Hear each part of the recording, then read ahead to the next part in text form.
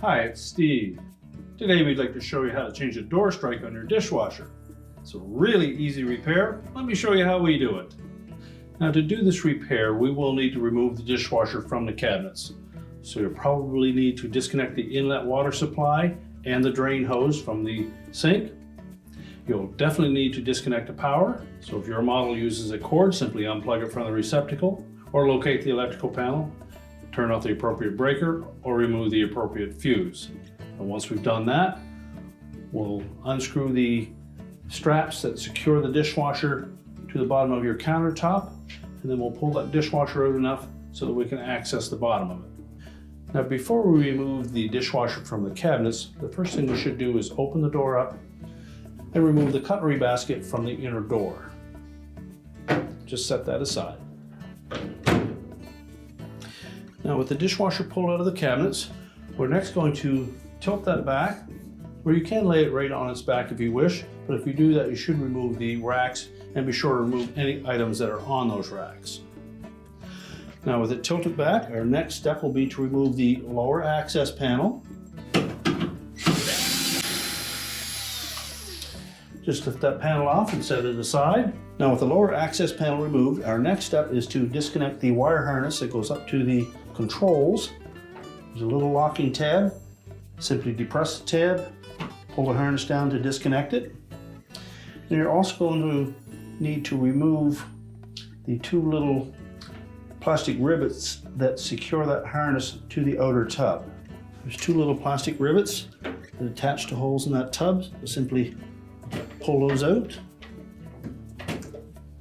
and make sure that harness is free. Now, our next step will be to remove 2 1/4-inch hex head screws from the bottom of the door, one in each corner.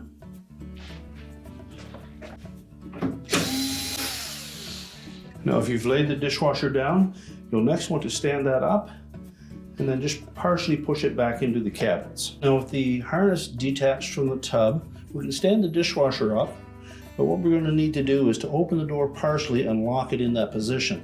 To hold it in that position, we'll use small Allen key, something in the order of 3/32, 1/8 inch, 3 or 3.5 millimeter. Just opposite the end of that channel that those plastic tabs went into, you'll see a hole in the frame. So we can fit that Allen wrench into that hole, and then we'll open the door until it lines up.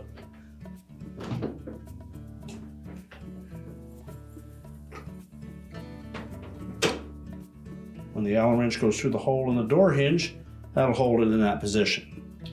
So we'll do one on each side, and then we can disassemble the door from the dishwasher. Now, with the door locked open, we can then grasp both sides of that door, and we're just going to pull straight up on it. You may need to tilt it in slightly, and we can lift it away from the hinges. And now we'll set that on a suitable work surface and we can change out the part. Now, our next step is to remove this air vent cover. So using a pair of needle nose pliers, open them up as far as it'll go, and then we'll hook the points into these tabs on that cover and just turn it counterclockwise. Make sure you have a good downward pressure on that so that we don't damage that cover.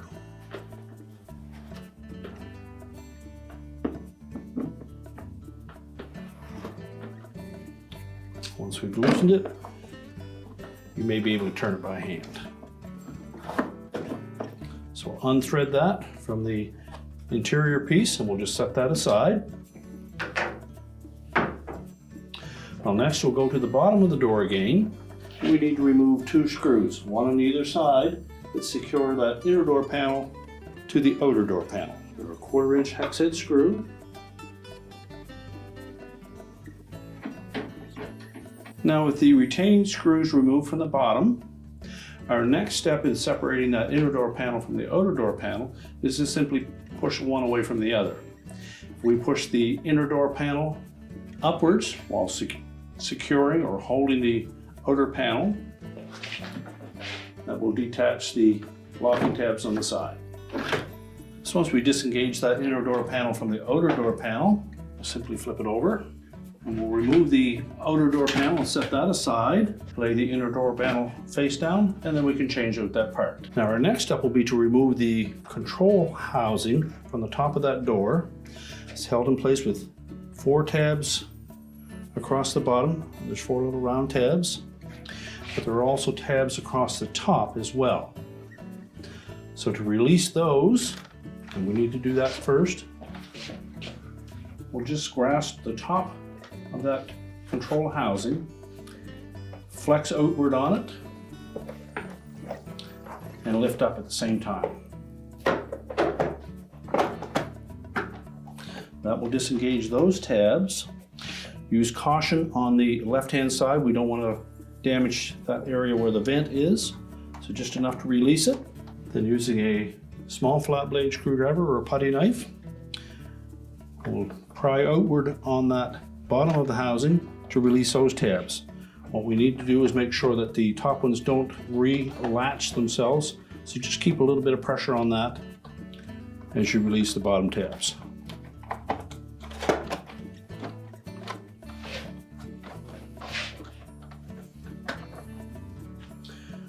Do the same for the opposite two.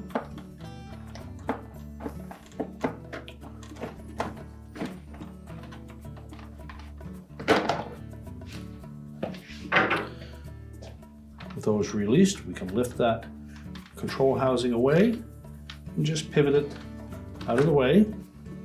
And next, we'll remove 2 screws that secure this housing to the inner door panel. A 1/4-inch hex head screw. Depending on your model, there may be more than those 2 screws, so you'll want to remove them all.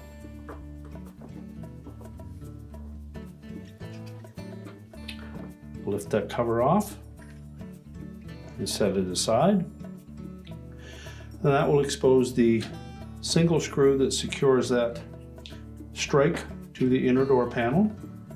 Again, using a 1/4-inch nut driver. We'll remove the retaining screw.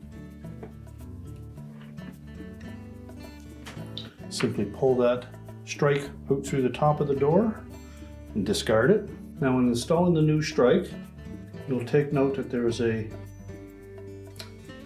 gusset type tab on one side that lines up with a slotted opening in the top,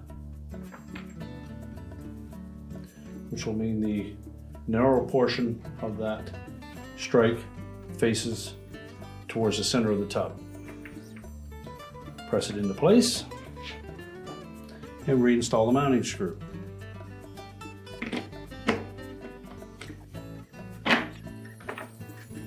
Next, we'll replace that cover and the retaining screws. It's important that we tighten these screws securely. This is actually the handle for your door. And check for any damage to that and replace it if necessary. And now we're ready to reassemble the control housing to that door. You can steal a little bit of this footage for the previous one because I did not. Now when reinstalling the control housing, we want to make sure that these tabs across the top engage the top of the door. There are 4 in the center that will actually fit in under the edge of that handle. And typically you'll see 2 on the outside edge that fit into tiny slots across the top edge of that inner door panel. So first we'll want to make sure that we engage the ones on the bottom first. Make sure that harness is tucked into place. Fit the vent into the opening in the door. And snap those tabs down into place.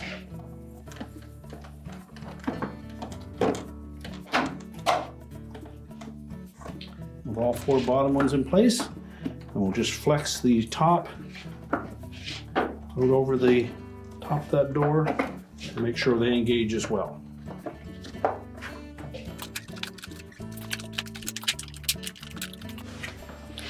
Be sure that's flush all across the top. And that the tabs fit down into that opening. And now we're ready to reattach the inner door panel to the outer door panel.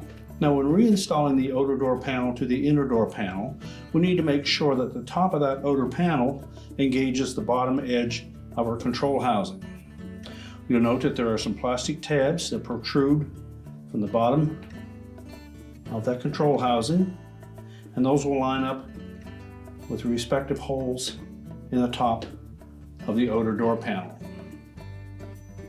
As well, along the sides, we have slots on that outer door panel that will engage these hooks on the inner door panel.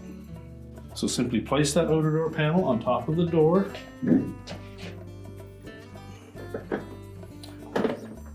Keep it at least a ½ inch back from the bottom edge of that control housing. And make sure that it lies flush with the inner door panel.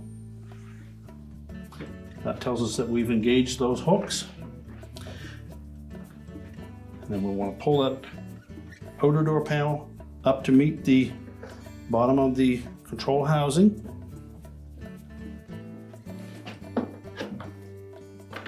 And it should slide right into place.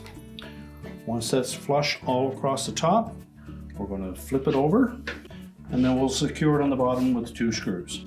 Make sure that mounting bracket lines up with the inner door panel. Now we're ready to reinstall that vent cover. Want to make sure that the vent housing lines up with the opening in the door. Clear any debris that may be on those threads. Just lay it in place and start the threads by hand, always going on 2 opposite points. Make sure that we don't get it cross-threaded.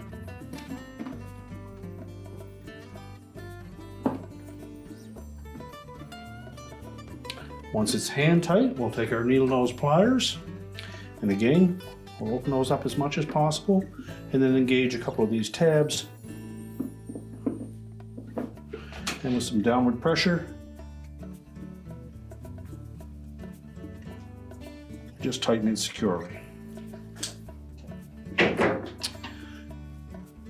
Now we're ready to put the complete door assembly back onto the dishwasher. Now when reinstalling that door assembly back onto the dishwasher itself, we want to make sure that the hinges fit down into these slots on either side. The best way to make sure that that happens is to keep it in an almost vertical position when we're starting them over the hinge.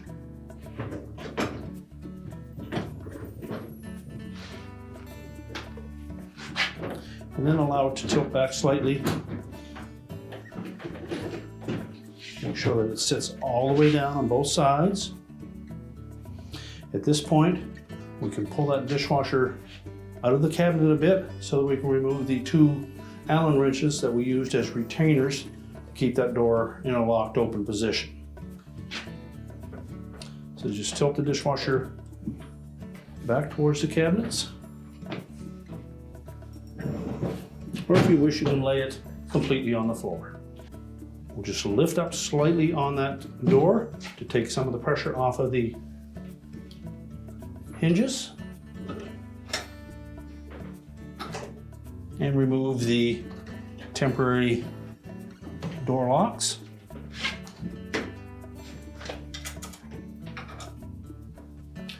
Lower the door into a closed position.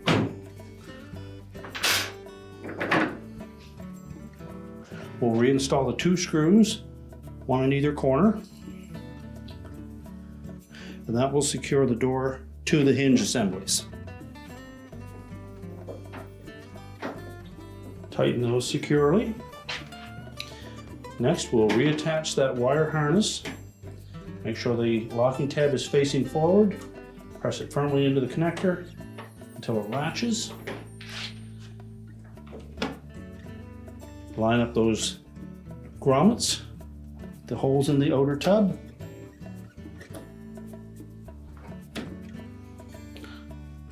That will keep the harness tucked in place. Next, we can stand that dishwasher up to push it back in the cabinets. If you disconnected water lines, you'll need to leave the access panel off. Once you've reconnected that and the electrical connection, if you've removed it, then you can replace that lower access panel.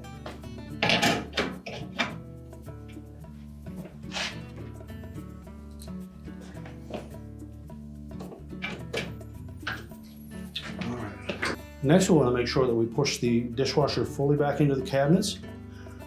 We'll reattach the mounting brackets to the bottom of the countertop and secure our inlet water supply and our drain hose if you've removed both of those. And remember to put the cutlery basket back on the inner door panel before you close it up, and then we can push it into the cabinets. With the dishwasher back together and closed up, we're now ready to turn on the power, and your repair is complete.